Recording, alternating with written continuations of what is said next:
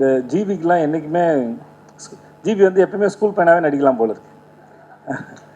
Gen Z அதுக்கு முன்னே 90s எடுத்தாலும் சரி, ஜென்சி எடுத்தாலும் சரி, 50 வருஷம் கழிச்சு எடுத்தாலும் சரி, ஜிவி வந்து ஸ்கூல் பையன் நடிச்சிட்டு இருப்பார்.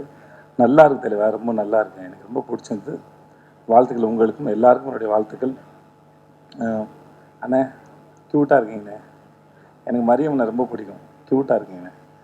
அப்புறம் எனக்கு எப்பவுமே இந்த கேள்வி இருக்கும், ஜிவியே ரொம்ப நல்லா பாட்டு போடுவார், ஆனால் ஜஸ்டினுக்கு அந்த 2வது படம் நினைக்கிறேன். எனக்கு ஜஸ்டின் வந்து எனக்கு ரொம்ப நெருக்கம். எனக்கு அவன் பண்ணையாரம்பத்துலேருந்து பழக்கம். பட் எனக்கு அவன் மேலே அளவு கிடந்த அன்பு இருக்குது, மரியாதை இருக்குது. எனக்கு அவனோட ஒர்க்கு ரொம்ப பிடிக்கும். எப்பயுமே நான் உரிமையாக எத்தனை மணிக்கு வேணால் ஃபோன் பண்ணலாம், பேசலாம், சொல்லலாம், பாராட்ட முடியும். சும்மா இருக்கணும் கூட அவன் போய் உட்காந்துருக்கேன் நான். எனக்கு அவ்வளோ பிடிக்கும் ஜஸ்டினை.